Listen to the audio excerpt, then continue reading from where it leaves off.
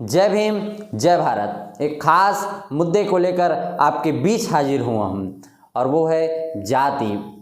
इस देश में इस जाति की वजह से आप हर दिन एक न एक खबर आपके सामने आती होगी कि जाति की वजह से इनको मारा गया, जाति की वजह से इस लड़की के साथ बलात्कार हुआ, जाति की वजह से इसे न्याय नहीं दिया गया, जाति की वजह से इसे फेल कर दिया गया। वो जाति जो हमारे जन्म से लेकर हमारे मृत्यु तक हमसे चिपके रहती है, वो जाति जो हमारे मृत्यु के बाद भी हमारा पीछा नहीं छोड़ती। और यही कारण है कि सभ्य समाज में कुछ ऐसे जाति के लोग हैं, जब उनकी मृत्यु हो जाती है तब उनके जो शव है उसको दफनाने के लिए ये सभ्य समाज 2 गज जमीन देने को भी तैयार नहीं होता। जी हाँ, वही जाति। इस देश में अगर आपको कमरा चाहिए तब आपको अपनी जाति बतानी होगी।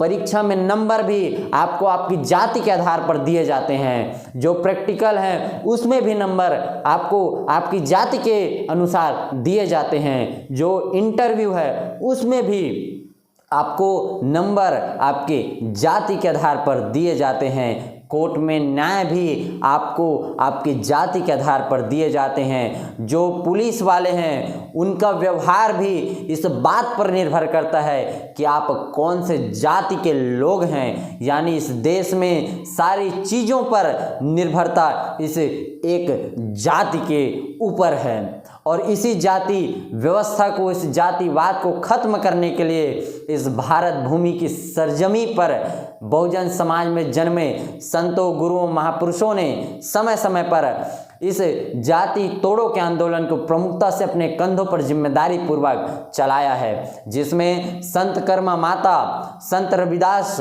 संत कबीर साहब, संत चोखा मेला, संत गुरु घासीदास, ज्योतिबा फूले, छत्रपति साहू जी महाराज, बाबा साहब अम्बेडकर से लेकर मान्यवर साहब कांशीराम जी ने इस आंदोलन को प्रमुखता से चलाया है। आज एक खबर आपके सामने होगी कि राष्ट्रीय स्वयंसेवक संघ यानी आरएसएस के जो सरसंघ चालक हैं मोहन भागवत, उन्होंने ये बयान दिया कि पंडितों ने बनाई है जाति, वर्ण और संप्रदायवाद को। अब सवाल ये उठता है कि ये सारी चीज़ें समाज के अंदर आती कहाँ से हैं? तो ये सारी चीज़ें उन धर्म ग्रंथों से आती है जिसे इन्होंने भगवान का लिखा हुआ बताया है। आपको एक किताब पढ़नी चाहिए अपने पुरखों की, ज्योतिबा फूले की। ज्योतिबा फूले ने गुलामों को, गुलामी की जंजीरों को तोड़ने के लिए किताब लिखी है गुलामगिरी। और वो गुलामगिरी किताब गुलामों के हाथों से ही दूर है। उस किताब में ज्योतिबा फूले ने ये दावा किया है कि इस दुनिया की कोई भी किताब किसी भगवान ने नहीं लिखी है, बल्कि दुनिया की सारी किताबें इंसानों ने लिखी है और अपने फ़ायदे के लिए लिखी हैं। आगे कई संतों ने इस जातिवाद को ख़त्म करने के लिए अपनी वाणियों का प्रमुखता से प्रयोग किया, जिसमें संत कबीर दास जी हैं। उन्होंने कहा कि जाति न पूछो साधु की, पूछ लीजिए ज्ञान, मोल करे तलवार का, पड़ा रहन दो म्यान। यानी संत कबीरदास साहब कहते हैं कि ज्ञानी व्यक्ति की पहचान उसके ज्ञान से होता है और ज्ञानी व्यक्ति का सम्मान जाति और धर्म को, उसके जाति और धर्म को किनारे रखकर किया जाना चाहिए। जैसे मुश्किल वक्त में तलवार काम आती है, तलवार को रखने वाला म्यान काम नहीं आता। ये संत कबीर दास साहब कहते हैं। संत रविदास जी ने भी अपनी वाणी को प्रमुखता से रखा है। उन्होंने कहा कि जाति जात में जात है, जो केतन के पात, रविदास मानुष न जुड़ सके, जब तक जाति न जात। संत रविदास जी कहते हैं जिस हिसाब से जैसे केले का पौधा होता है, जब उसे छीलते हैं तो एक पत्ते के बाद दूसरा पत्ता आ जाता है, दूसरे के बाद तीसरा पत्ता आ जाता है, तीसरे के बाद चौथा पत्ता आ जाता है। वैसे ये जाति है और इंसान खत्म हो जाता है, मगर ये जाति खत्म नहीं होती। उन्होंने आगे कहा, रविदास जन्म के कारणे होत न को नीच, नर को नीच करी डारी है, ओछे कर्म की कीच।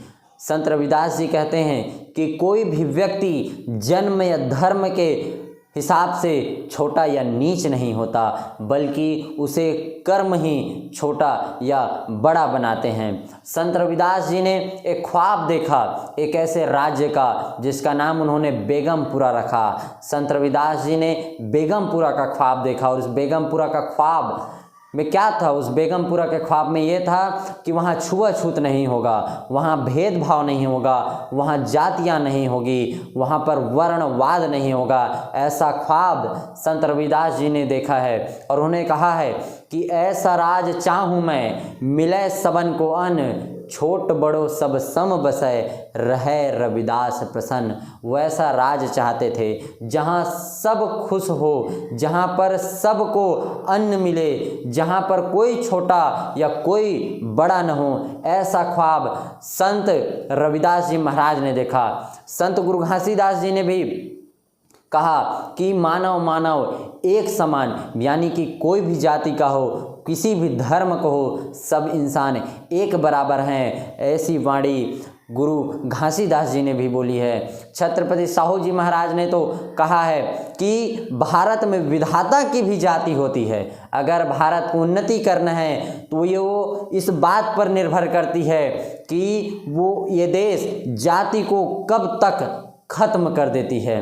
ये छत्रपति साहू जी महाराज ने ये बात कही है। और बाबा साहब अम्बेडकर ने तो जाति के खात्मे के लिए जाति का विनाश नाम की एक किताब लिखी है, और उसमें उन्होंने कहा है कि भारत में जो जाति है वो किसी बीमारी से कम नहीं है, और जो हिंदुओं को ये जाति जकड़ कर रखी हुई है, मगर ये समाज आज के वक्त में बाबा साहब अम्बेडकर को ही एक जाति का नेता बताकर उन्हें एक जाति तक ही सीमित कर देती है।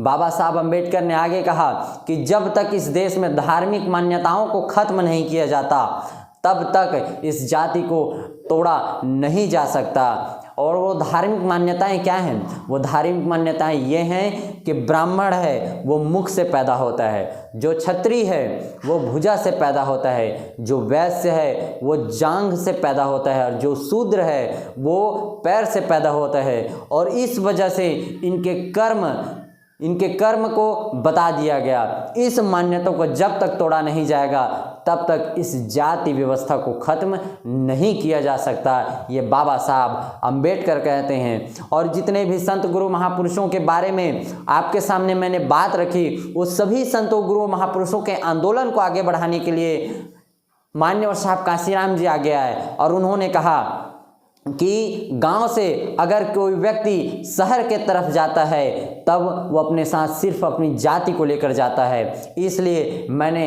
एनिहिलेशन ऑफ कास्ट के बारे में सोचना बंद कर दिया है। उन्होंने आगे कहा कि हमें इस देश में जो व्यवस्था के सताए हुए लोग हैं उनको इकट्ठा करना है, और जब तक हम ये नहीं कर पाएंगे तब तक ये समस्या खत्म नहीं हो सकती। ये मान्यवर साहब कांशीराम जी ने कहा। उन्होंने कहा कि इस देश में जो बहुसंख्यक हैं, यानी जिनकी आबादी 85% है, वो इस देश में शोषित हैं, मगर जो 15% हैं वो इन 85% का शोषण कर रहे हैं। अब ये सब इस देश में नहीं चलेगा। 85 पर 15 का राज नहीं चलेगा। ये नारा भी मान्यवर साहब कांशीराम जी ने दिया था।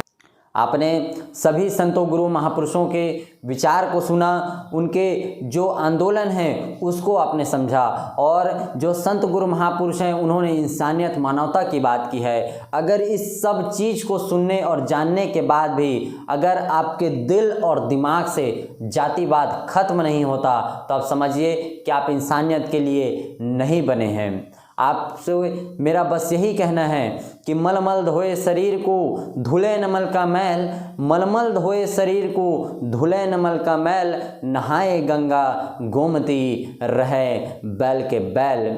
और जो लोग 9-9 दिन 10-10 दिन तक जो ग्रंथों को पढ़ते हैं, जो पोथी पुराण को पढ़ते हैं, और इसके बाद उनके दिल और दिमाग में अगर जातिवाद भरा है तो फिर ऐसे ग्रंथों को, ऐसी किताबों को पढ़ने से कोई फ़ायदा नहीं है। इसीलिए कबीर साहब की वो वाणी याद आती जिसमें उन्होंने कहा, पोथी पढ़े पढ़े जगमुआ, पंडित भया न कोय, ढाई आखर प्रेम का, पढ़े सुपंडित होए। प्रेम करिए, क्योंकि प्रेम से ये संसार है। जातिवाद, छुआछूत, भेदभाव ये सब खत्म करिए, और ये इंसानियत और मानवता के लिए खतरनाक है। आइए हम संतों, गुरु, महापुरुषों के विचारधारा पर चले और एक सभ्य समाज बनाने में हम अपनी भागीदारी सुनिश्चित करें।